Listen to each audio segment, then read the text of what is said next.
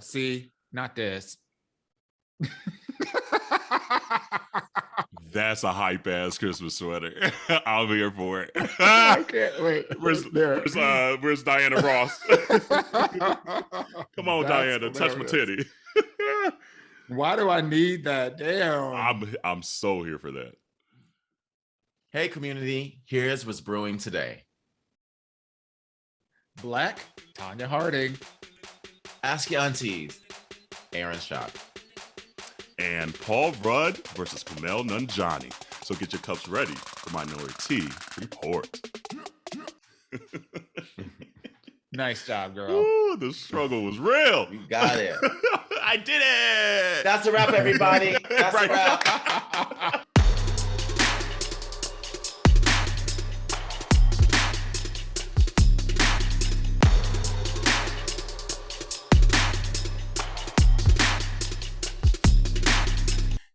Hey, welcome to Minoritea Report. It's Auntea Kerel.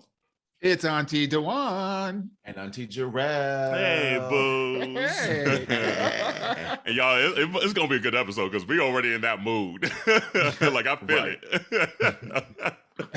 Oh, how's everyone doing today? Doing good. I'm doing good. You know, look, with everything going on with Kyle Rittenhouse and them fake ass tears, and look, I got my shirts on today. I'm letting them know, Justice for Black Lives. I am here for it today. Look, save your tears for another day. Honey. I said, bitch, that ain't no Oscar-worthy performance. I said, you better watch Meryl Streep. Well, I guess we might as well get in it from jump. I've never seen someone try to cry so hard with no tears coming out. I was like, ooh, you doing it. You doing it. I think I seen it. I think I seen a couple people on The Apprentice. I'm done with both of y'all. I seen it on Maury when they be like, that ain't my baby, that ain't my baby, you know. Falling out the chair. That's a man, Maury. Right. And quite frankly, I get that it makes good TV and it's slow news and all that kind of stuff, but it's just like, do we really, like, seriously, we're pushing this narrative? Like, is this supposed to make us feel like sympathy at all? Like, at the end of the day, I know personally, no, but so many people who go to prison for doing bad shit cry. This ain't new. Period. This ain't new. Period. Like, here's my whole thing. His whole defense is about self-defense. But your ass got out your house, drove your ass up there. His mama drove him. Mama done drove you and dropped you off like it's fucking homecoming. Right. Like, what's self-defense for what? Self-defense is to stay your ass at home. And not drive hours up there with a fucking gun. I don't get it. I don't get how they pushing that. I'm surprised that they haven't brought charges against the mother too, because she brought her son across state lines with a gun in his hand to attend this kind of thing. Like, how is it that if you drive a getaway car from, for somebody that robbed a bank, well, you drive the car, you don't know that they robbed the bank or whatever, they robbed the liquor store or whatever, you don't know that. You're driving the car, you get arrested too, but his mama's still sitting at home watching what, Judge Judy? Right. Baloney. And she didn't know the gun was in the car? Not baloney. She didn't see him grab the gun getting out the car? Right. Like, I'm so thoroughly confused. All them up. Like, I don't get it, and I don't get this judge. Don't get me started on the judge. Bitch, last week when he was like, well, I don't want you, don't use the word victims because it paints, them in a different way. You use rioters and what was the other words he called them? Like arsonists or some shit like that. Ridiculous. Like, I said, the fuck? Like, and then also letting now this narrative of that when you zoom in on a fucking iPad, that the algorithm changes and manipulates the picture. No, the fuck it does not.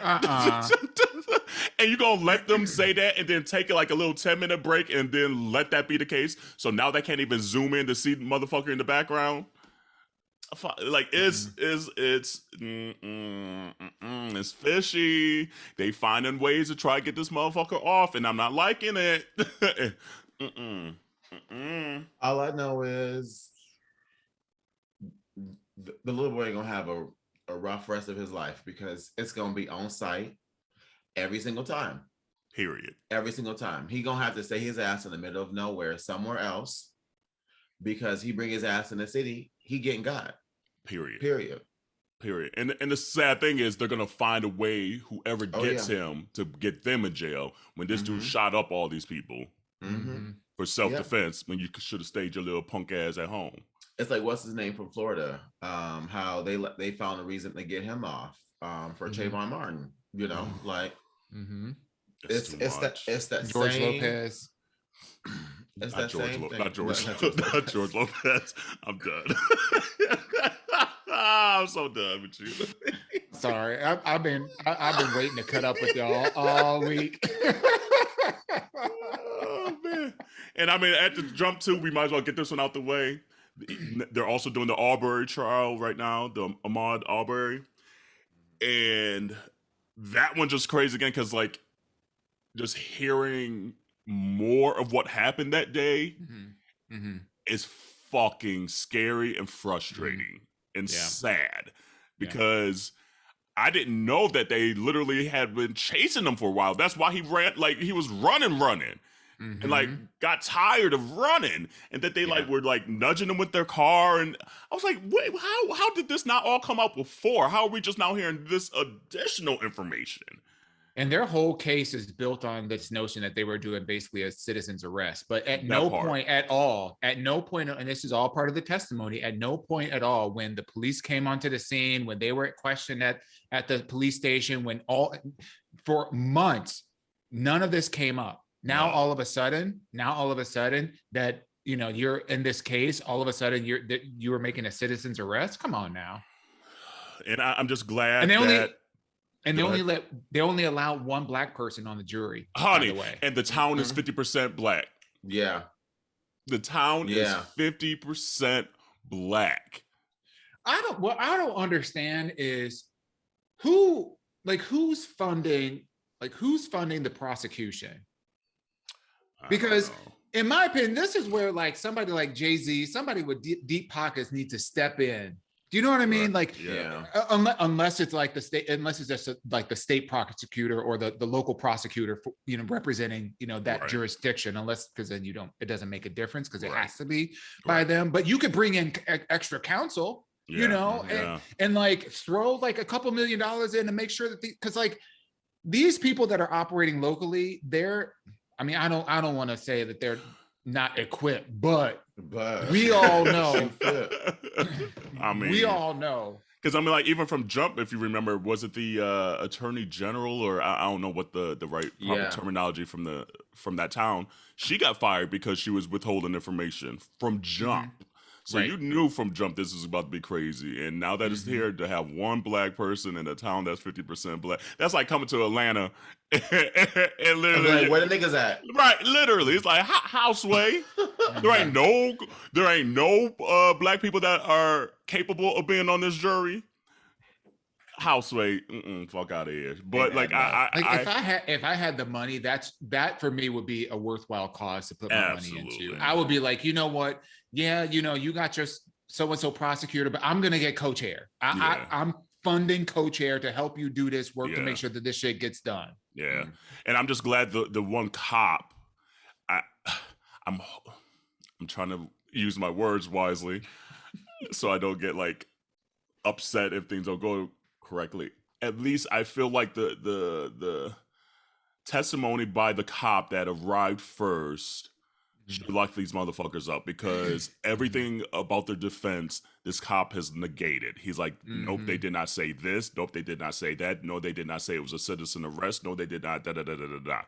So it literally like negated their entire defense.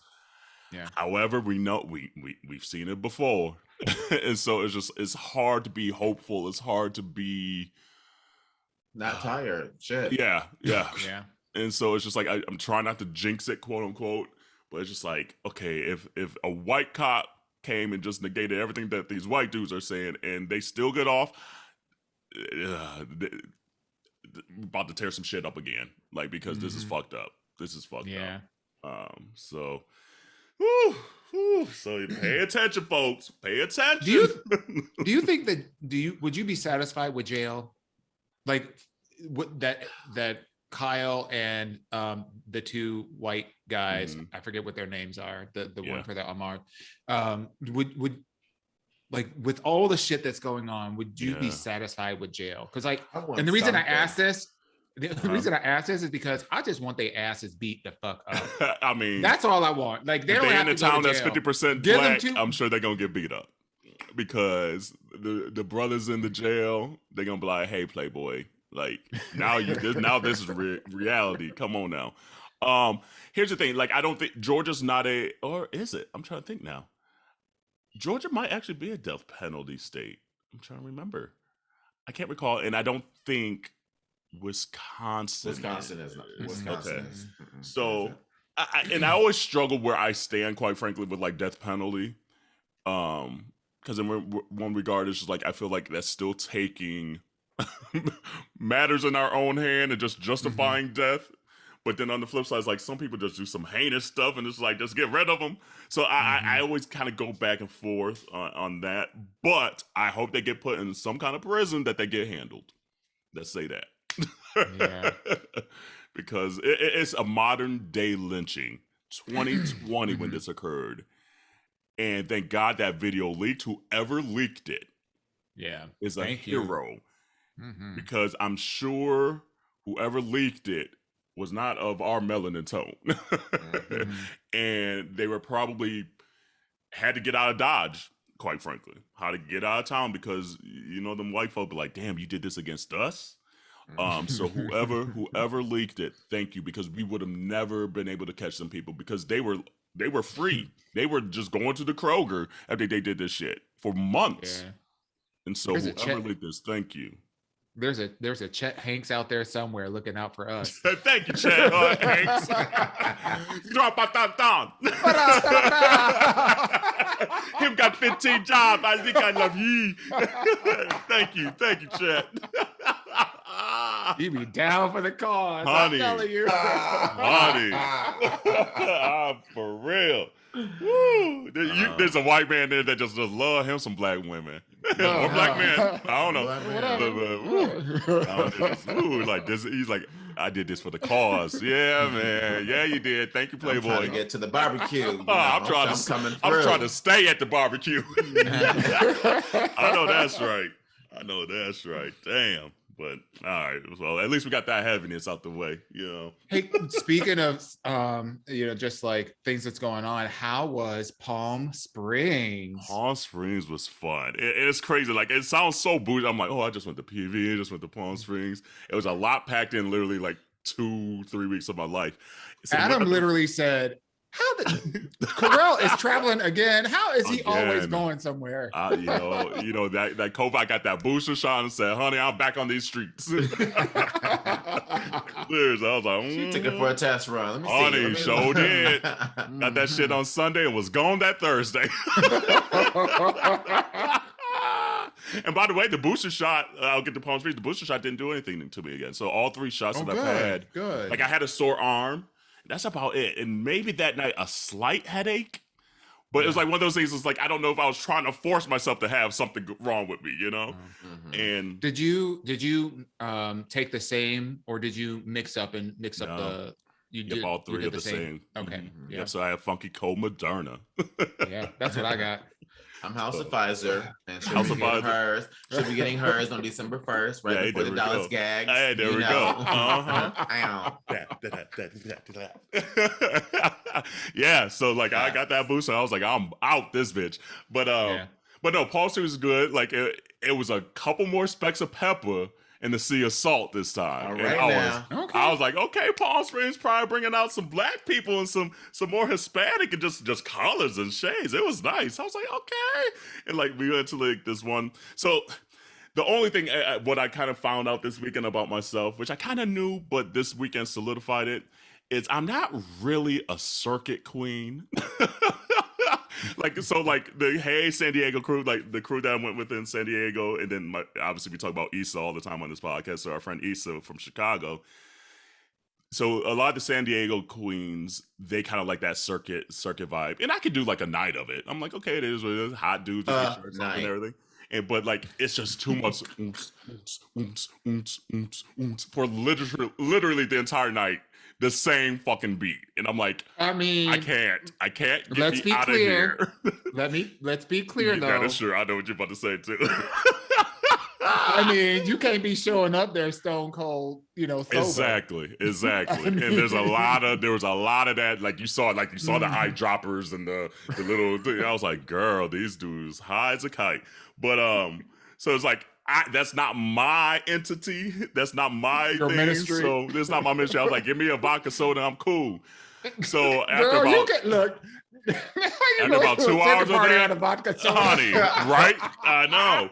So that's how I realized. Tequila, you need to a little bit on something stronger. Oh, I know. I needed something stronger to deal with that some more. Yeah. So like it was cool. It was fun, but like that Saturday party was like this pool party, and so that one kind of had a little more different variety. Like that same music. Hotel. It was at no. I had to think. I was like, nope. It was at a different one. Okay. And so that was cute, and that's where I really saw a lot more of the melanin coming out. And I'm like, okay, I'm liking seeing us infiltrate the circuit scene a little bit, even though the music might not quite be what I want. But it was just cool to see different shades of people and different ages of people, different body types of people. So it was a blast. It was a blast. And I'm just now finally getting my voice back and things like that. But I love Palm Springs. I didn't get to see Monique. So Monique, I know we were texting. We couldn't meet up. It was just too much of a weekend. So I'm going to have to go back to our regular schmegular weekend. But it was fun. I've never been to Palm Springs. I need to go out there. And I still that still shakes me. I know, and Corey hasn't either. Corey, and I say that to Corey. I'm like, that's like Corey's town. Like the whole vibe is Corey. The wole vibe. I literally can see Corey on that same block where the bars are. Literally, just sitting there having a drink, just being like living her life, just watching people. Because she be checking. Honey. And then when she done. Yeah. Like, bye. So no, you both would enjoy Palm Springs. Yeah. I'm gonna make that a priority next year for sure. Absolutely. Yeah. It's just there's just an energy out there that's just different than a lot of places I've been. It's different than like PV. It's different than Florida. It's different than even the rest of California, quite frankly. Like there's a boutique that I shop from online that's that's based in Palm Springs, and I need to go out there and she needs some notes. Exactly. You go a little shopping, and it's interesting too because like even as busy as the weekend was, you could go to parts of Palm Springs and it's just literally a chill ass town. It's not that big of a town. So like we would like obviously be on like downtown the Strip and everything. You go literally like 5 minutes away from it, and you're just like, where is everybody? Like this is bizarre. Not tumbleweeds, honey. Literally, literally. So yeah, no, it's a blast. The crew, I love Palm Springs. The San Diego crew is awesome because it's just like a whole mix of just melanin and a couple white dudes, but like it's just cool. It's just you said a couple white dudes. I mean, in that whole crew. I mean, I'm trying to. And the crew. I'm thinking and the whole crew. Not Paul. Yeah, Palm Springs is whitey white. Tell me more. All the way white. Whitey white, and the average age is probably like 59. So there's a couple of guys I really enjoy daddies, so they really get their life. But yeah, no, I could go to Palm Springs often and be quite content. Biz and I go about 2-3 times a year. Yeah, it's so much fun to go to. It's one of the few places I like love to go to where I honestly just get to relax. I don't even feel the need to go out and sightsee and do all these other things. Like you get a nice like little Airbnb with a pool, and you just sit, you just relax. Stun on these hoes. Like, I mean, and get your little Kim album cover. But yeah, honestly, it's a good time. So it was hot though. It was hot still. Like I thought it was gonna be a little cool. It got cooler at night, but it was still in like the 90s during the day. So so in that desert heat, they say it's like a dry heat, which it is, but it's just weird. It just hits a little weird. So yeah, so that's it for a little bit. I got a couple more weeks, but then Be in Dallas into December. So got one more. And she texted me like, we should bring wigs. I sure did. Showed it. I was like, should we? Because I'm going to nonetheless. Yeah. Oh man. But what else? What else was kind of lighthearted here? I don't got my list up here. Hold on. Oh, I want to talk about this. So there's this news article, and I want to get her name. I have it up here. Yeah, so I saw this and I was like, I don't know what this is, but I'm intrigued. So it says, a player for the Paris Saint-Germain women's soccer team was arrested Wednesday in France in connection with an attack on one of her teammates. The player, let's see, Aminata, I don't know how to say her name, Aminata.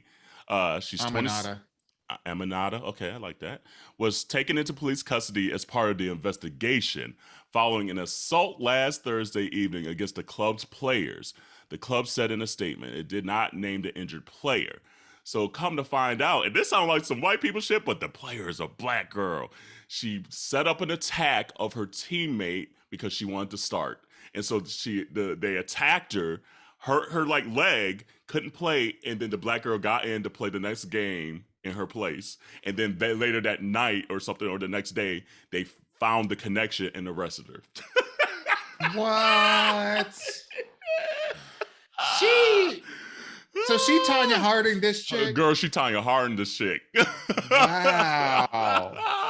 Yep, it says Diallo replaced her injured teammate for a European Champions League game Tuesday against Real Madrid.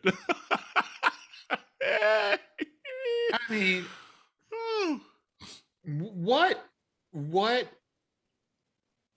in the world hold on. I'm reading even more now.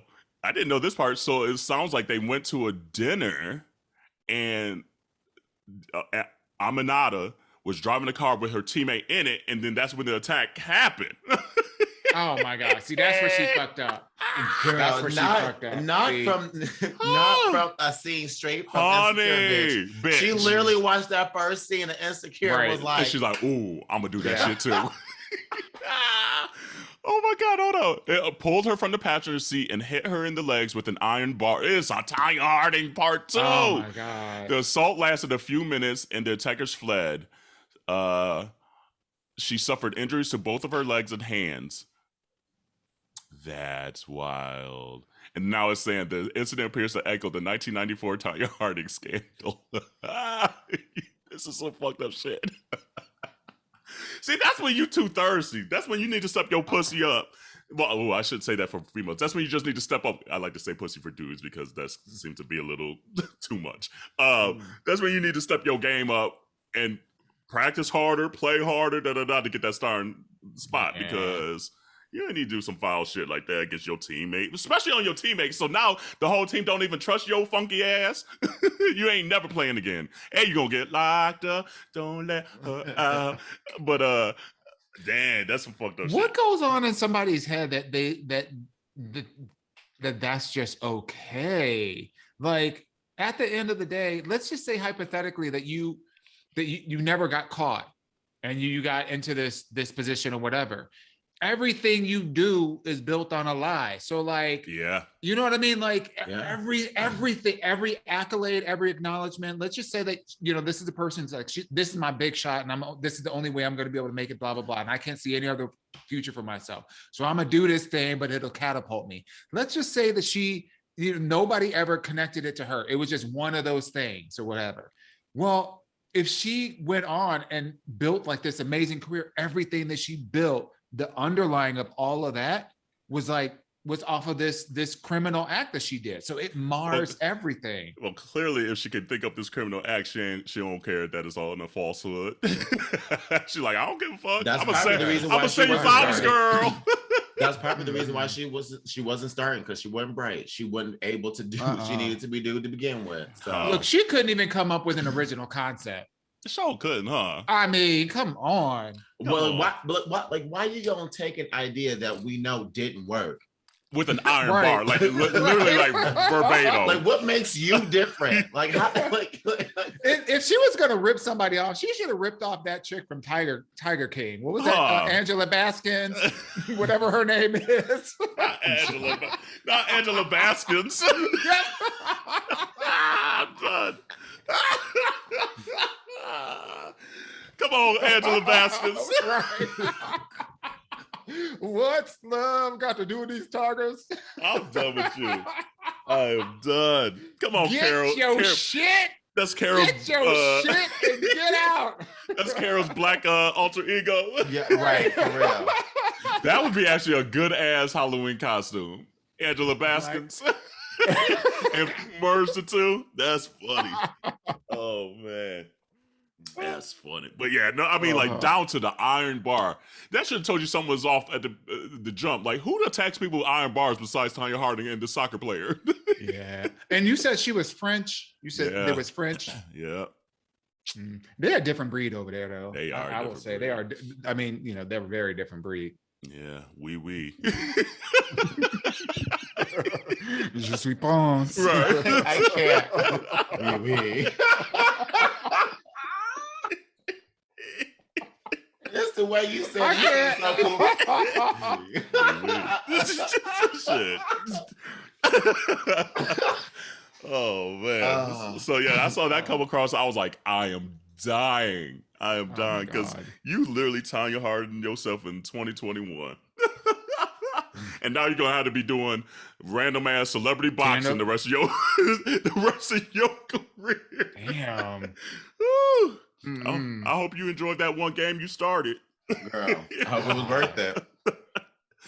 Yeah, I was like, damn, a black chick did this shit. But she's not really black. She's right. Like, she's not like American black. Yeah, she's immigrant black. Yeah, that's that French. That's a whole different. Yeah, that's a whole different ball game. Like, but you know what? Look. At the end of the day, dating got us so many times. You know, good for you, sister. You know, she got longer. Actually, you know what?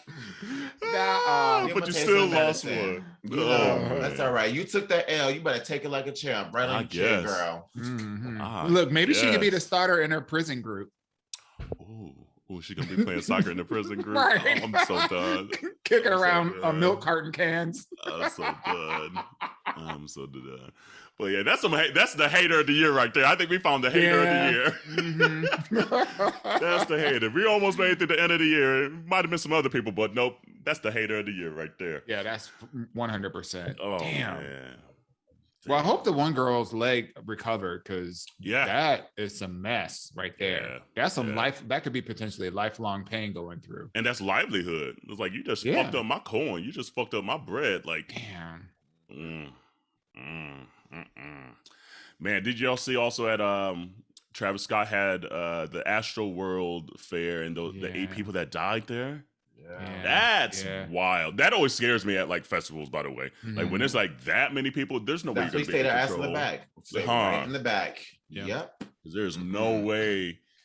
Hey, you're not gonna be heard. The music and everything's so loud that they ain't gonna be hearing you screaming for help and things like that. So that's sad. That is sad. Yeah. No, and like seeing the videos of like even before all that, like at the beginning of the concert, like when the festival started, like the kids and the people like just bum rushing into it, like knocking over like the barricades and everything. Barricades, all the rest of the stuff. Like they gave no fuck. There was like zero control. And honestly, me personally, I would have canceled the whole damn thing after seeing that people were doing that, because that just means that there was no control. You may be over capacity because now the amount of people you were expecting when it comes to your security and what you have planned for safety, now that number could be just jeopardized right there and everything that you had planned. Do you feel like as the headliner or whatever of the event that he should have done more, or is there anything like where's that line of knowing, oh shit, this is out of control versus this looks kind of normal, because every festival is kind of that element of out of controlness. I don't know. I don't think that. Oh, sorry. I don't think that artists own that responsibility. I mean, it's the you've got security, you've got like, so many other people that are looking out for the logistics of it. That's not the artist's responsibility. But I do think that it's good PR, and it's good, it's good, like, like karma to be able to do that and take some kind of, I don't want to say accountability, but just showing that you're aware. Fans back. Support your fans back. Like I think that was admirable.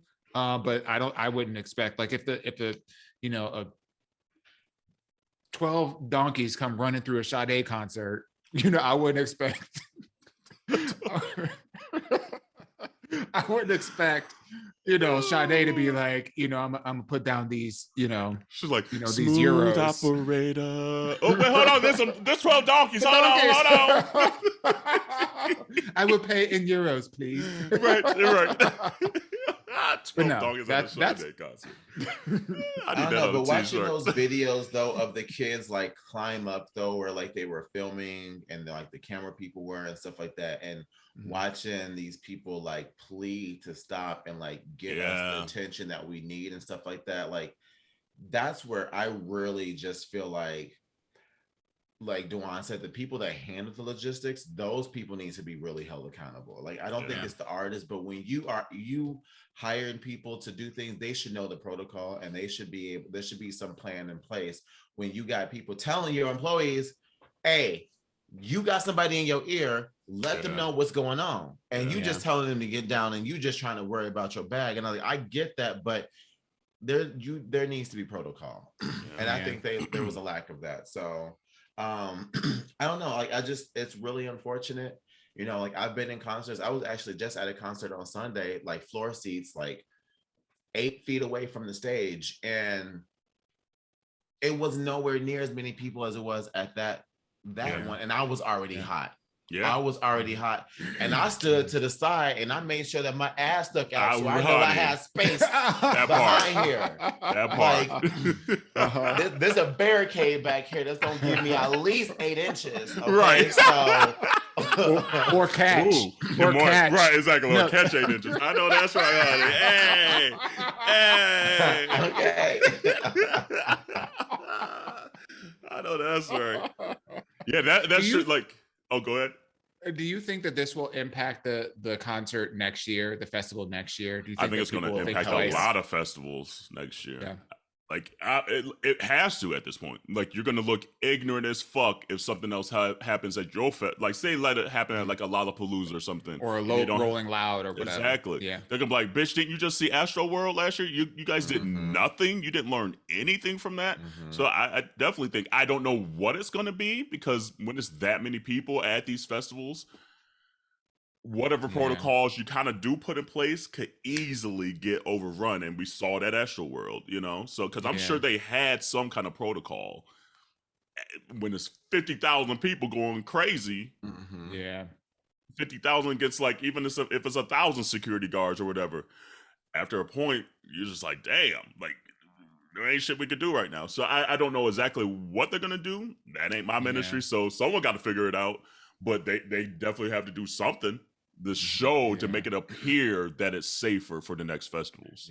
Well, and people also got to realize too, though, like when you go to festivals, like that's also part of what you're signing up for. It's an inherent risk, like and like even at the concert I went to on Sunday, like there was these girls who were like trying to tell people to back up because they were like, she was having trouble breathing and stuff like that. I'm just like, girl, you telling people to back up? Can't nobody fucking hear you back there. Like, like you need to know better. Like when you are going in that pit, out of it. Right?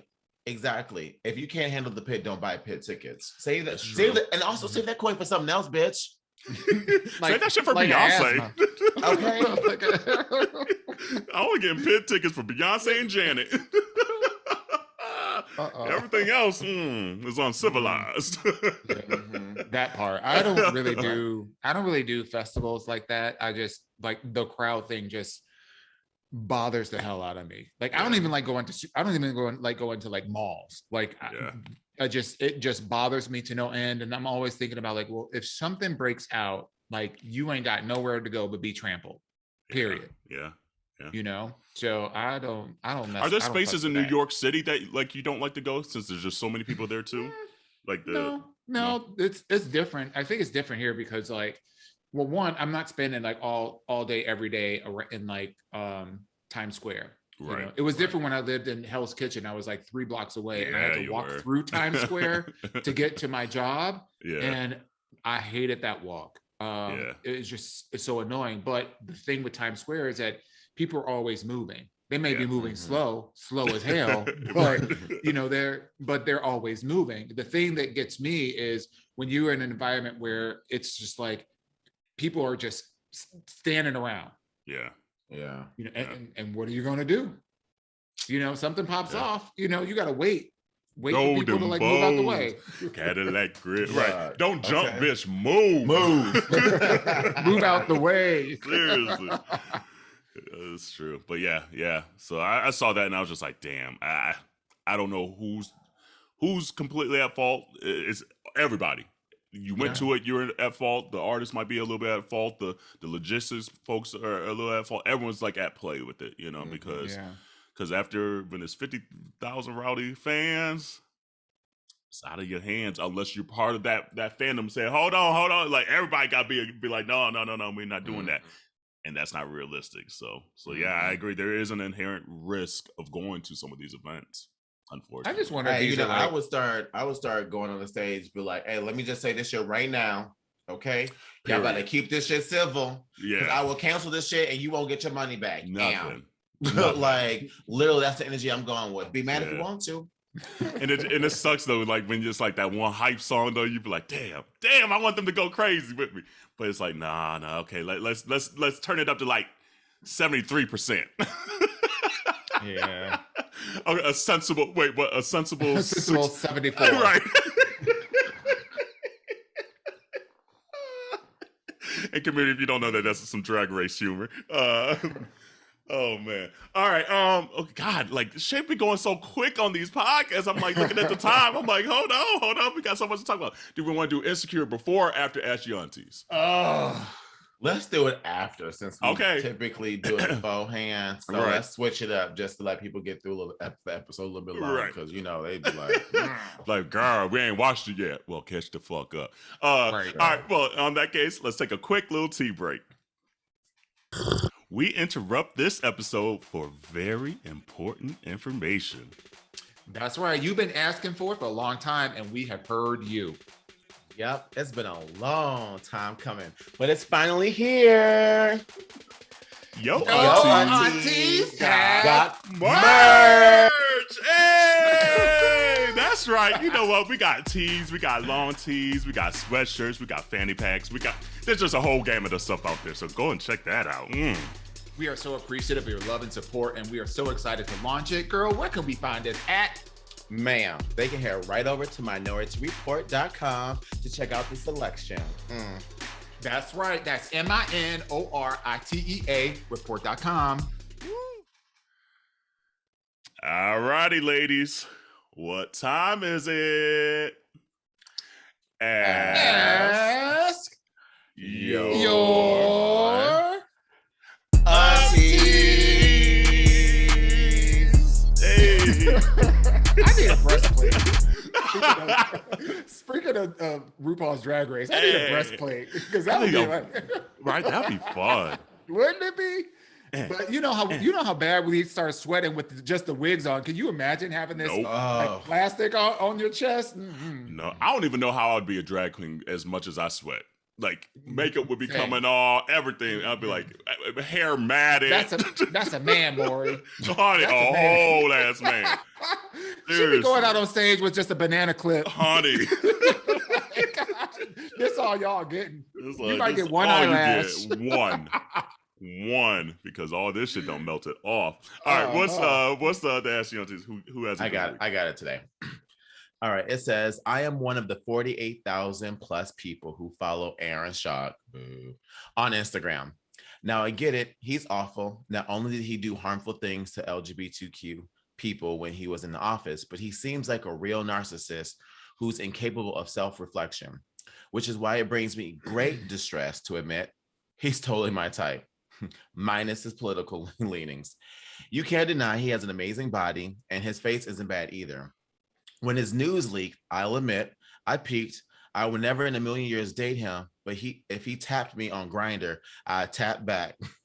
First of all, that's a lie. If he wanted to hook up, I probably would, but I would not tell my friends about it. Does this make me a bad person?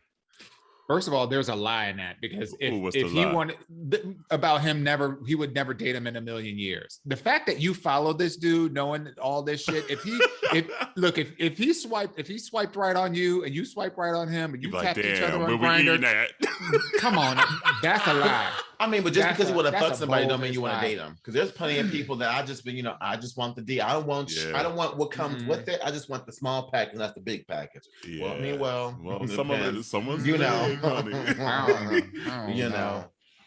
don't know. Like, there's so much dick out there, and it would be a different story if what's his name? Aaron Schock. Okay, even his name is generic. Ooh. Like, there are so many. He is so replaceable. It would be a different story if, like, he was somebody like super exotic and interesting and amazing, right? But this is a regular schmegular, dude from the Midwest. Like, those are a dime a dozen, a dime of 12,000. So like 12,000. So like,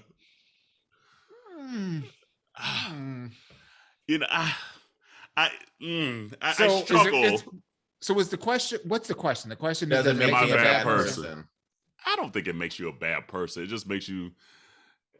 It's a gray area. It makes your morals gray sometimes, which is, we all have moments where we justify what works for us in the moment.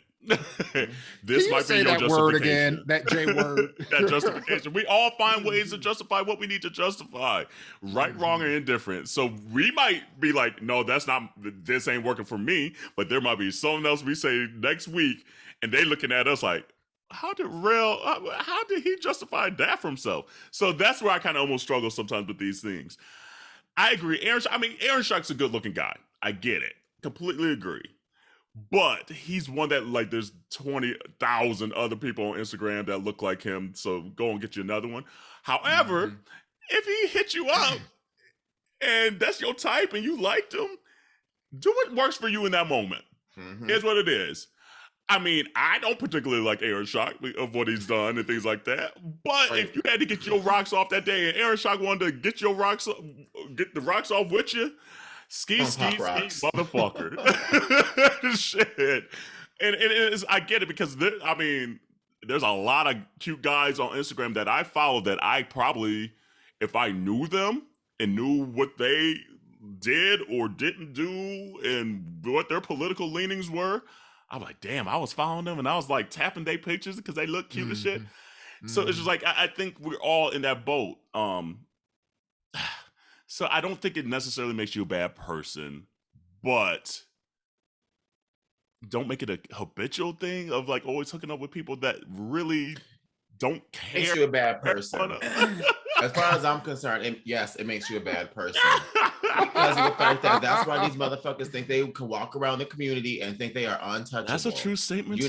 It's literally feeding into these negative people who just create other people who think they can get away with the same shit. We need to because they can get away with it. That's why. Right, because we let them. But that's because we forgive them. We let things 100%. Go. So yes, it does make you a bad person. You need to have higher motherfucking standards, because if you like somebody like him, that means you don't like yourself. Ooh. That might be a word. We got quiet on that one. We don't got nothing else to say. Yeah. Here's the thing. I do have something else to say about this, because I just feel like at the end of the day, whether we think this makes you a bad person or not, in my opinion, at this point is irrelevant. Like, just stand in your own damn convictions. Like, there we go. If you like this person sexually, you say, because you say, I will never in a million years date him, so you say, even though he's totally your type. Totally your type, right? And if this guy came with you with a bag full of dicks and it's like, I got it all night long for you, what you gonna do? Let's get married. You gonna say no? you're gonna be like, yeah, I'm marrying this. Like, give me that dick. Right. Give me that dick in that ring. Right. Yep. Cock ring but too. What I don't appreciate, what I don't appreciate is when people don't stand in their convictions. Like, for example, if somebody be like, oh yeah, you know, I stand with the LGBT community, but they're still going to like Chick-fil-A or whatever.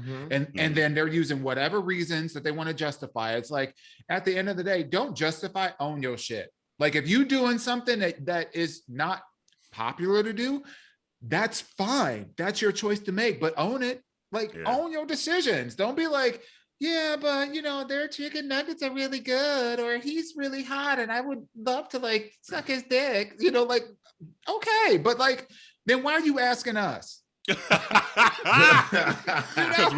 we asked them to. Please send your AYAs in. Continue to do so, please. Got me there. You got me there. Yeah, so please don't listen to Juan that last part. We want some more questions, please. But you know, I do want to. Oh, go ahead. No, I was just gonna say, but I do really want to. I want to agree though with y'all, even though I said, you know, this make you a bad person. I stand by that. But there are so many people out there, yo. Like, why Aaron Schock? Of all people, there are some fine people out there. Yeah. Okay, like fine.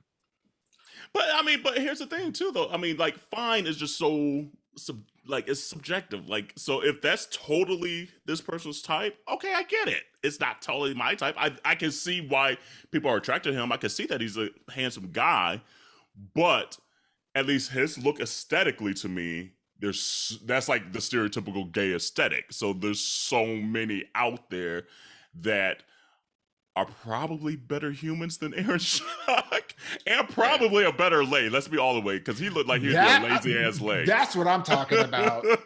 Somebody who's that self-hating. Yeah. He looked like he's like adjust the tip dick star goes up. Yeah, right. Oh, that's the worst. He probably fucks. Having sex with him probably feels like fucking one of those little sleeves of saltines. You know? How would you know that one? What's that? I'm not saying, I didn't say you know. I'm just saying, like, can you imagine how rough and uncomfortable and terrible that would be? Come on now. And dry. Right. Exactly. Yeah. That's what it would be like. Yeah. I didn't know his news leaked. I look at me like, ooh, his news leaked. He said, it's like, oh, they did. Oh, ain't nothing wrong with looking. I mean, if I just happen to scroll by on Twitter, I look for sure. Or if you happen to type it in Google to find it. Right. Now, see, now you got me intrigued. Hold on, let me look this shit up. No, I'll just say. But like, here's the thing. But like, I'll give this example though, because this is one that happened to Jarrell and I. There was a guy, like a friend told us this guy is racist. This prominent gay guy that's like on Twitter and all this shit. I'm not even gonna put his name out there. And he was like completely my type because he was like Arab and all this stuff. I was like, ooh, beefy, just nasty. I'm like, yeah. And then a friend told me, he was like, hey, it looks like this dude's racist. And he sent me the information because both of us would always like exchange the pictures and shit. And I'm like, you know what? Fuck that. Unfollowed him on Twitter. And then on TikTok, I had noticed that Jarrell had followed him. I'm like, hey, Jarrell. Here's the lowdown, boo-boo. Da-da-da. Oh, yeah. Remember? Jarrell's like, delete. So it's those moments where, at least for us, we're like, oh, damn, that kind of trumps how sexy and how thick that dick was and how nasty he was. Ooh. He was a man, Maury. He was a man. But I was like, at the end of the day, that's not, like, there's something when you are a good human being that's even more attractive for me, that even, at least for me, stimulates everything a lot more for me. So for my example, I had to like, you know what? If they see Kerel following him and you're here preaching on the podcast and in this daily life, yet you still following this, that's not a good look for me. But that's where I am. Is what it is. And people's like on Instagram, like people's profiles and looking at who they follow. And being like, oh, I don't see enough people of color. See, I love I got all like, that time. I feel like this question is really coming from a place of privilege, because this sounds exactly like something that would defend like preference theory. You know, like Aaron Schock might have sent this question in for Aaron Schock. Girl. Right, exactly. Ah, Jesus. Thanks, Aaron. Right. I mean, this is like preference gay bullshit. Like at the end of the day, like this is preference gay bullshit. Like you don't see the problem with like it's one thing to just, to just acknowledge the fact that somebody is like attractive and you're attracted to them or whatever, but it's another thing to say that you continue to follow them. You're doing all this for what? Like, to me, this is coming from a place of privilege. You don't know what. I think what for me is my personal sympathy for people who have been adversely affected by people like this trumps my own sexual whatever that I have towards somebody's pictures and da. You know what I mean? But if you are not impacted by somebody that is Republican and fights against certain kinds of things and da because you walk and you live in privilege, well, then there's less incentive. There's less incentive for you to take that stand. Because nothing that this person does other than the fact that other people don't will judge you, other than that, you don't see anything wrong.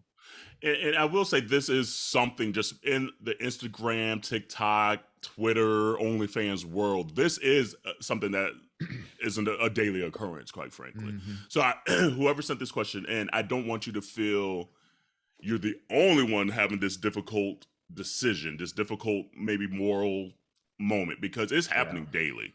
And again, it's just like, even if it's not over Aaron Schock or people on Twitter, there's something in everyone's life that every day we're like, I know this might be a little morally off. However, I'm gonna do it. And don't have the kahunas to send it at your aunties or to put it out there for people to critique. They can still do it behind the scenes and go on about their daily life and get an iron bar and hit their teammate. So I thank you for sending the question in. I definitely want to get that out there, because there's always something, even us aunties, that we justify in our lives that we're like, damn, that might not have been it. Because I'm just sitting over here playing devil's advocate. Like, would I feel the same if the roles were reversed and this was a person who's saying that I still listen to R. Kelly music and think he's sexy and fine? Like, I would still say the same things. One, own your decisions. It's not about, it shouldn't be about whatever anyone else thinks. So if you like somebody or whatever, own that. Just do it. Take it all in. But like, own it. Like, this notion of like, does something make you a bad person? You already know the answer to that. Ooh, so did. That's why they asked it. Right. That's a true statement. So like, we all do that. You know the answer to that. But if you know the answer to that and you're still doing your own thing, you're still liking this person and you're still following them clearly, on social and whatnot, just own that. Like Dewan says, you like it, I love it. You like it. And that's on Mary Had a Little Lamb. Oh, honey. So but continue to send your Ask Yo Aunteas questions, because we like this. This is one that was a different kind of take on things that we haven't gotten in before. So continue to send your Ask Yo Aunteas questions. It's the holiday time period. Is there some craziness that's coming up on the holidays? Is there some crazy family members?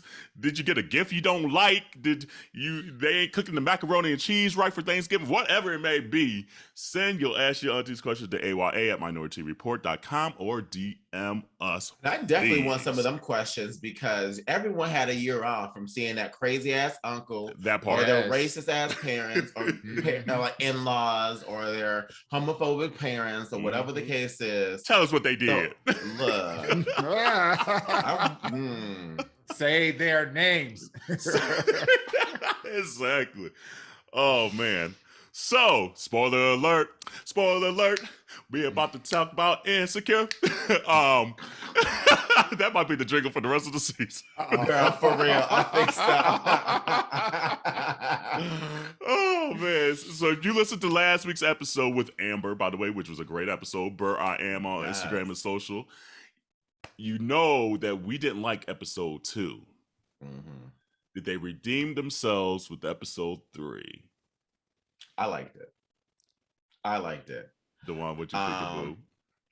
Let's see if he liked it too. What? Oh, my initial reaction? Did they redeem themselves from episode 2? No, I would say no. Ooh, okay. If I'm answering the question, did they redeem themselves? I'll say no, because it. Well, I'll continue to say why you like it. Okay. Well, first, Kerel, you gotta say if you thought they redeemed themselves for me. Yeah, absolutely. Okay. I think so. Absolutely. Yeah. One, I love. Oh wait, does it make me a bad person if I? Yes, you Aaron Schock lover.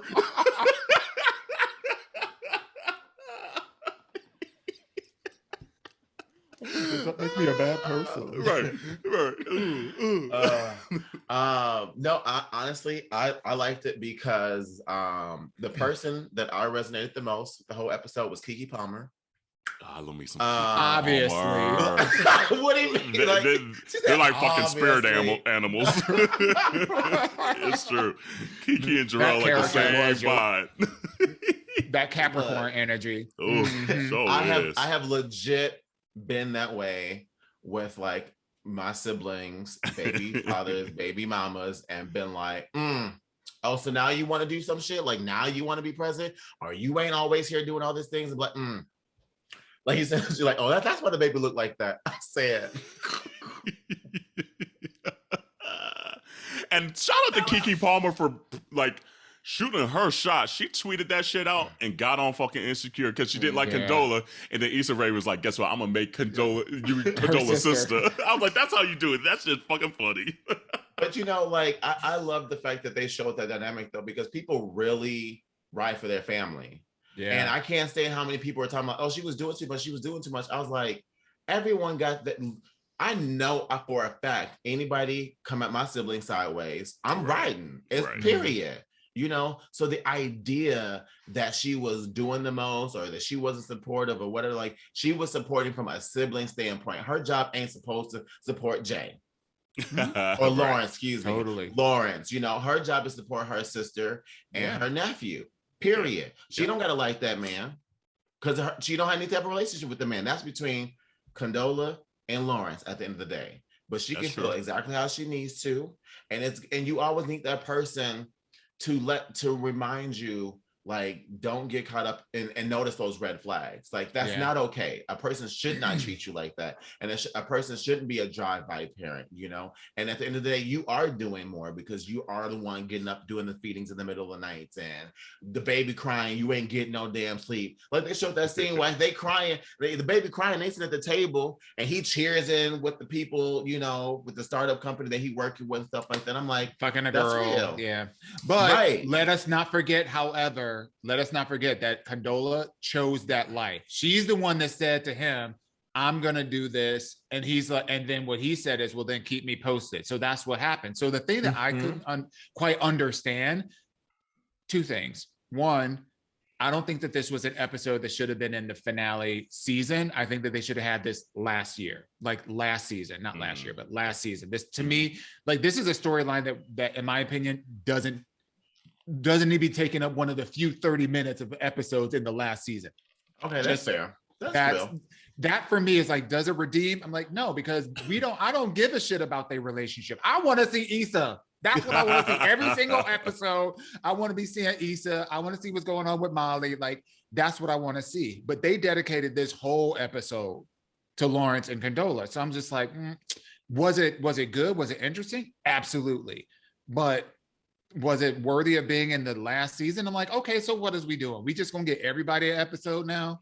They did that for the people. They did that for the people because, you know, like they wanted a Condola episode. Yeah, they did, because she got off of social media because them people were not letting that woman be a real person. Yeah. And that's I agree with you. I think that was the reason why they just wanted to get that extra kind of they knew people were gonna talk. Like they knew how much people were talking after that episode that she was pregnant. They're like, oh, we gotta do this. Like, are you kidding me? If not, because I think if on the flip side, if we didn't explore, we'd be like, oh, hold on, they ain't going, like, we got a whole ass baby and they ain't exploring this baby and nothing. Like, I think we on the but flip did side it need a whole episode though? That's what I think so too, because I feel like the relationship, that episode needed to happen, especially how after like Issa and Lawrence went their separate ways. Like to tell Lawrence's story and what he's going through, it had to show the two women that were like in his life that he was at a crossroad with. We had to see Condola's side, because otherwise it'd be like, well, what's going on with her? I don't disagree with you. I just would have rather seen like this story split up between a couple of like 2 episodes. Okay. Why take one whole episode? Okay. Why take one whole episode? Like, we don't see Issa at all. So now this is the Lawrence show. Walking away at the beginning. Right. That's it. You know. I don't know. Like, I enjoyed it because I feel like, this is a real ass situation that a lot of folks that are watching this show are in. Like, it's the demographic of this show. And it probably triggered a lot of emotions for a lot of folks. For us, we might have like family members and things like that going through it. But like, just personally, I'm like, okay, that's not my situation. However, I do get that energy of trying to prioritize your life the older you get. And I enjoyed that part because it's just like there's so many situations where you want to do something and maybe work gets in the way. I'm married. There's certain situations where I'm like, I want to do this. Oh, but I got a husband. I got to make sure like like you're constantly shifting and you don't always make the right decision. You know? Let me ask you all this. A lot of stuff that like you thought was the right decision in the moment. And then you look back, you're like, fuck, I fucked that up. Let me ask you all this. What did y'all think about Lawrence's like role and his whole role in terms of like, you know, like how they portrayed his role in navigating those worlds of trying to be there, but also, you know, managing his career and like being separated physically from a distance standpoint. And also the precipice of the pregnancy was that she was going to take care of it all by herself. Like, that was the precipice. So I'm just curious, how did y'all think about his role in that? I mean, here's the thing. I think at the ending of the episode tied it up perfectly. It's like, he knows he fucked up. And she knows she fucked up. They both could do better. The hard thing with Lawrence and his, at least, thought process is like, my whole life, I was a fuck up. Finally get my career on track. Finally get Issa. And now this happens. And I don't know how to handle this. I don't know what the right decision is because I already decided I'm going to San Francisco and damn, Condola's pregnant now. What do I do? Okay, I decided to go to San Fran. Maybe I regret that a little bit. Maybe I do want to be more involved, but now have this career that I always wanted. So, and that's why I enjoyed about the episode, because these are literally real life shit that day in, day out, you're trying to manage. I think he's gonna move back to LA because at the end they said this ain't work yet. And I think he's not going to not be a father, but I think he's probably going to end up going back to LA. And he's going to be more in the show, and we'll see more dynamics. Oh, get that remote working life. We need that post-COVID life. We need that post-COVID. They didn't know it at the time. Yeah. So I don't know. I mean, like, I think, you know, I think it was a pretty accurate, you know, I think he did a great job. And I agree with Kerel, you know, for so long he was a fuck up, and it just really brought him back to that. But I also like the fact that we also got to see someone trying and going through the lessons of learning how to be a parent. Because like every parent says, and it is the truth, it don't come with no handbook. There is no book to tell you how to do it, you know, because every parent's circumstances are different, you know. So I really like seeing that, and also kudos to him as a character, you know, for his character for trying to step up, you know, even though like you said, you know, Condola was pretty much like, I got this, you know. But at the end of the day, it's still not the same. Like, even though he is stepping in or stepping up, you just can't be like, well, I'm here. That's not enough. You know, you got to be doing the other work. Like, you really have to be, you know, going to the appointments and, you know, those those feedings, and when they're sick, you know, making sure that they're okay. Like, that stuff is really, it sits on you. Like, when my first nephew was born, my sister and I were living with my mom at the same time. The dad really wasn't one in the picture. So I know from Kiki's side, as like the sibling, like I was getting it up in the middle of the night so my sister could sleep. Yeah. You know, and when he was sick, I was going to the hospital with her, you know, and making sure that she okay and making sure that he okay. You know, like those things that other people do are real. And if you can just jump in whenever you want to, like it's a game of double dutch, you're not playing for life. You just playing whenever you want to.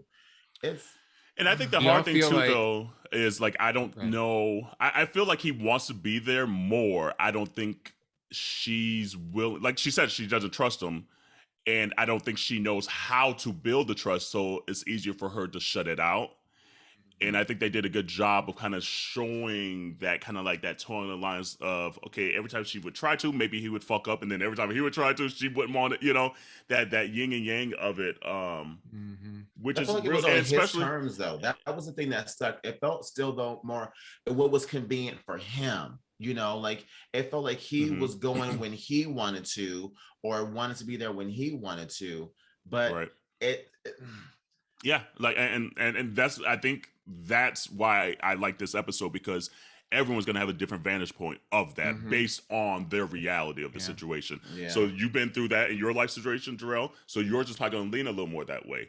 Yeah. Other people might have been in other situations where literally I'm on a work trip, I can't say no because then now I don't got a job to try to support this kid and things like that. And even when there are good parents, like they're both parents in a household, day in, day out, there's still that struggle of like, damn, I gotta, like, I have a client meeting and that's going to 6 p.m., but my kid has a soccer game tonight. You know, it's all those dynamics in everyone's lives, and it's creating these conversations. Because I saw the little Facebook group going crazy again. I'm like, oh shit, I'm like, honey. But that's what good TV is supposed to do. But the line of the episode is when Lawrence was asking how everyone was, and Kelly was like, everyone I associate with is thriving with abundance. Limitless. And I was like, bitch, I know that's right. Look, Natasha plays the hell of that role. Look, I want to see the part, like, and someone said this on the Facebook group, like, I want to see on the next episode the conversation with Kelly, like, ooh, girl, they were fighting at the party. At the baby party, girl. Ooh, she was like, give me my child. Honey. Girl, it was, running back to Issa, just spilling all because you know that's how it is. Right, exactly. You know that's how it is. I want to see that realness in the next episode. That is too funny. And I liked also Lawrence's friend checking him, because that's another real ass moment where you'd be like, hey dog, help me with these boxes right quick, hold on, let's have a little moment here. But then they always are. I can't wait for the Tiffany in his episode, because they keep hinting at like, what you was are not the only one that think this. You are not the only one that think really? This. Okay. People are really, like, because even in that Facebook group, people are going off and thinking the same thing. Because they keep hinting, what was their struggle? They are not telling us what their struggle really was. Well, they floated the notion of postpartum depression as one like storyline. I don't know that it's ultimately that, but like so that I can't wait to that episode. That's the episode I want the fullness of. What's this Tiffany episode? do y'all feel like we got justice for Condola through this episode? What do you mean, like, by justice? Yeah, because of how everybody dragged her because of her, having this baby. Do we feel like, this was justice for Condola? I think the actress acted the shit out this role. Yeah, she acted like, and I would say yes, like it's real ass emotions, real ass situations. I don't know if Facebook and Twitter, all the folks watching, are gonna be happy with the situation, but it's a real ass situation. I think people on Facebook and Twitter, because I was looking at a lot of like the comments, like a lot of especially women were just really sympathetic with her position. That's good to hear. Which is interesting, because, and also I found to be quite fair, because also calling her out, like, they both were doing some wrong things. It wasn't like a one-sided situation and which I thought was great. And, also like acknowledging the fact that, when you have a father that is trying to be in your kid's life, the last thing that you want to do, that you should be doing, is preventing that. Yeah. So like, but there's also like, you still have to, everybody has to process their own feelings, devoid of what you should be doing. People have to process that stuff on their own. And so, and here's the hard thing too, like, weren't they breaking up and then that's when he found out that she was pregnant? I'm trying to recall, like, did they break up and then like, damn, I'm pregnant? Yeah, because he started dating Issa again. Yeah, that's right. So they started they were already broken up. I think they were already. So that's a whole nother layer of it. It's just like, okay, we were done, but damn, now we back, and like we're forced to be back. Like there's no other option. That's some real ass life. Wild. And the title of the show is Insecure. So you're still insecure of your decisions, still insecure of the relationships, still insecure if you want to be in this situation, you know? So I'm here for it. I thought they redeemed it. I was actually looking for him on Saturday because he was in Seattle. Ooh. Jay, the person that plays Lawrence. Yeah. Jay Ellis. He posted his picture at Piper. I said, You put your clothes on. Okay. I was gone. She did the Scooby run. I know that's right, honey. I sure did. I wasn't looking for him. That's a whole ass man. So yeah, so community, let us know what you're thinking. Like we literally, this part of the podcast I post separately on YouTube. Go ham in the comments. Let us know what you're thinking. Are you liking these episodes? Are you not? Why and why so and all that stuff. Let's have a good conversation out there. Before we get out of here, you see who they named as People's Most Sexiest Man? All right. Mr. Clueless himself. It's crazy that he's cute. Still like, oh, he is cute. He is cute. He's cute. Sexiest man alive. I wouldn't say necessarily that. Yeah, he's cute, not sexy. Right. And he is one of the rare white men that are aging really, really well. Really well. He's given us very Benjamin Buttons. I'm like, bitch, you still look you did in the 90s. Like, you look like 10 years have passed. And it's been 30. That part. You know, like, well done. And that's good for him, for your career to still be out here like this and popping. 30 years later in Hollywood? Bitch. He's got a very nice he's got a very nice niche, because like the roles that he plays are very much like you can see that's him. Yeah. Like 100%, you know, like 70% goofball, you know, and the rest is like vanilla. He's like a cuter Seth Rogen. Much cuter Seth Rogen. Actually, I can't even handle Seth Rogen. Seth Rogen is a little too much. Oh, okay. Like I feel like Paul Rudd could just keep, you know, like ha ha ha ha. You know, I don't know. I think he's really cute. A little story time. Oh Lord, you sucked his dick. I was gonna say, was he one of the four? You saw it at the urinal? No. I will say this though, because you know my number is low, but I literally slept with someone one time because he looked like him, and I was like, "It's like, okay, Paul Rudd want to be." Yeah, literally slept with him because he looked like Paul Rudd. Okay, was it good? It was good. It was real good. Okay, it was real good. It was in Chicago too. Oh, Al, come on, Showtime, Showtime. Hey, Dan.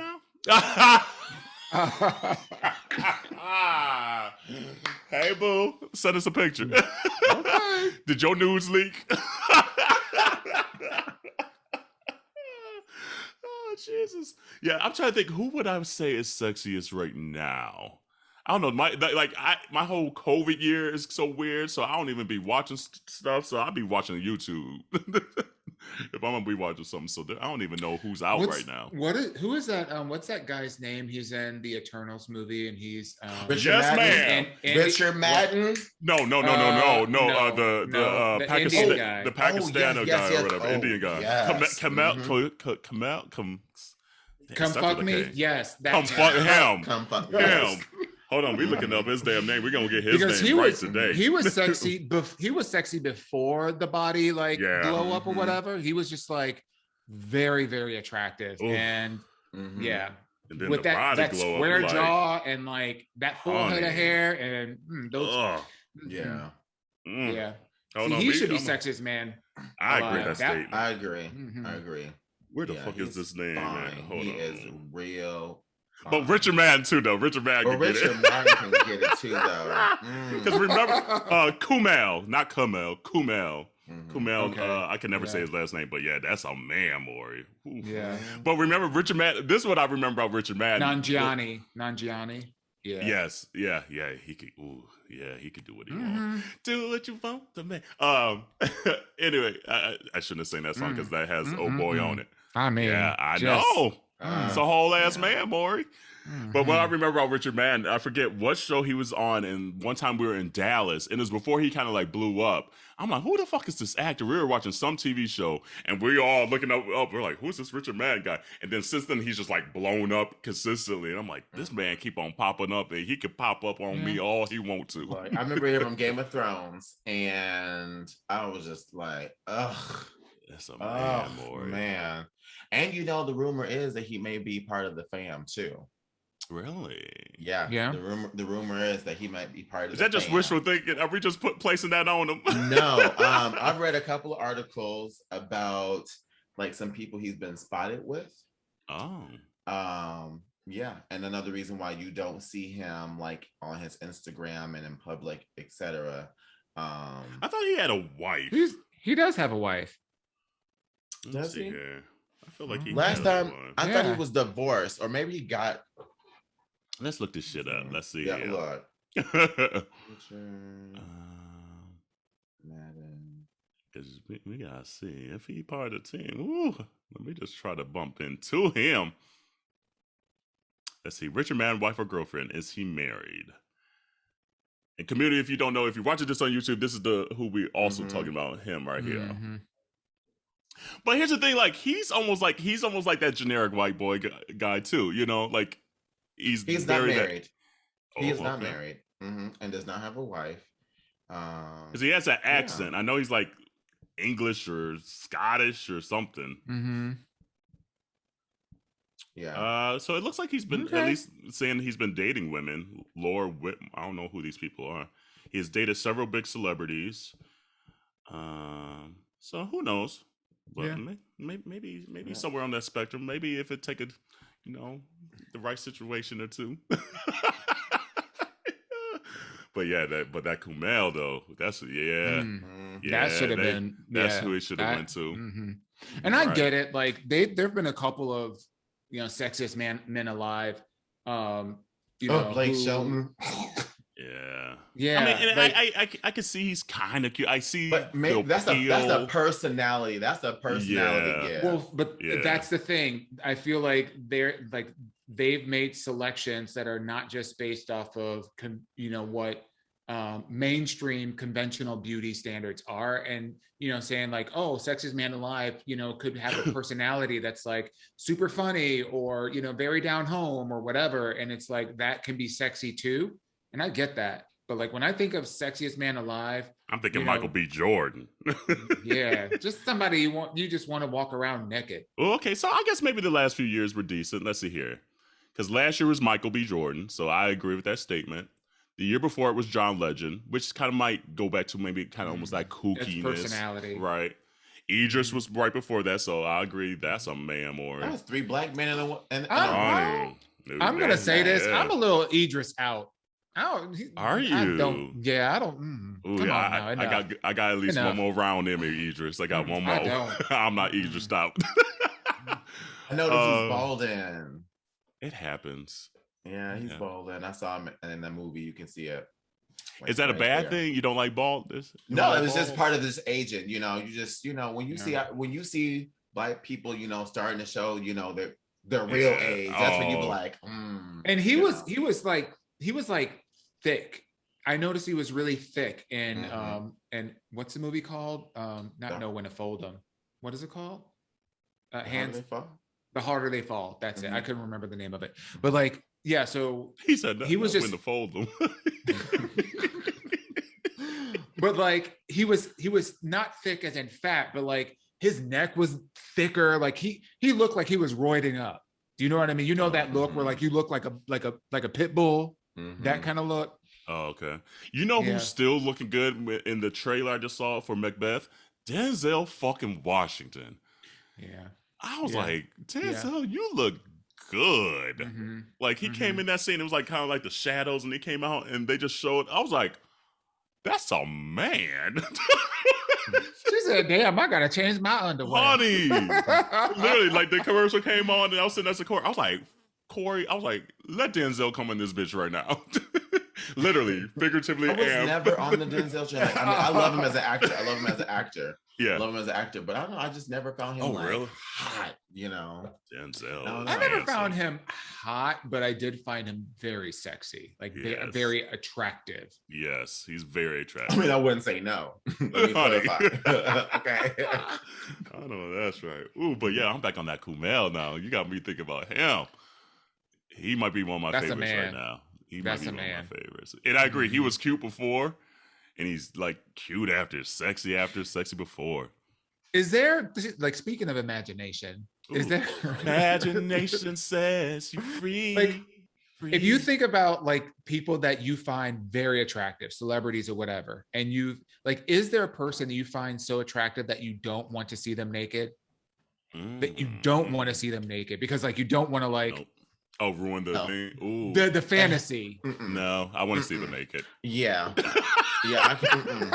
There's no way. Absolutely want to. Yeah. Now, like, because we're talking about sexy, like physically, right? Like if we find them sexually, we're not talking about we find them attractive, like personality wise. No, I'm talking about physically. Like, oh no, that's part of the deal. That's the package deal. Because I think just being more versatile in life. If I don't like the dick, I'm gonna probably like the ass, and if I don't like the ass, I'm probably like the dick. So it's like we gonna get this. We going today. And they look. And if it's both, honey, that's a good ass. They still got hands. Ooh, and mouths and everything. Come on now. Like ears? I've never poked it in the ear. Never poked it in it. Have I poked it? No, I've never poked it, nor gotten poked in the ear. Yeah, no. Have you got poked in the ear? Have you poked someone in the ear? Are you thinking about that scene from Scary Movie 2? When when he stuck his hand like, he said, tickle, tickle, tickle. Done. Forgot about that scene. Oh, I'm done. That movie honestly is like a classic. Like I really want the Wayans brothers to come out with another like spoof movie, like them do it. Because when they sold that franchise to them white people and they came out with the very next one, ooh, that was horrible. That was horrible.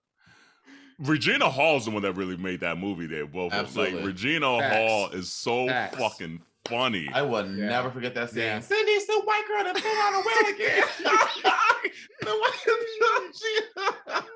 She get my floor all wet. Fucking on my floor. She was committed to that fucking role. Yeah. So what the fuck are crayons? I don't want to see another one if she's not in it. She has to be in it. Yeah. She has to. So yeah. But, all right. Anyway, well, community, let us know who your sexiest man is besides your aunties. You know. We know. Thank you. We know. Thank you, though. But let us know and send us some pictures of some good pictures of them and things like that. We'll check the DMs. And until next week, wash your hands, wash your legs, and wash your ass. Oh, wait, and something. Happy Veterans Day. That's what I wanted to say today. We're recording on Vets Day, so all of our friends and family members that have served or are currently serving, thank you, because that's not my ministry. That's not my strong point. And there's a lot of sacrifice that comes along with that I'm probably too selfish to do, quite frankly. So thank you. What else? Something else was next week. Oh, Atlanta mayor race is in a runoff. So the early voting starts the day this episode comes out. So please get back out there and vote. We need a good mayor here in Atlanta, quite frankly, to go up against the governor potentially. I mean, next year's the governor race here. So please get back out there and vote. I know it's hard to with just the holidays and everything. Please get back out there and vote. So, okay, wash your hands, wash your legs, wash your ass. See you next week. Bye, y'all.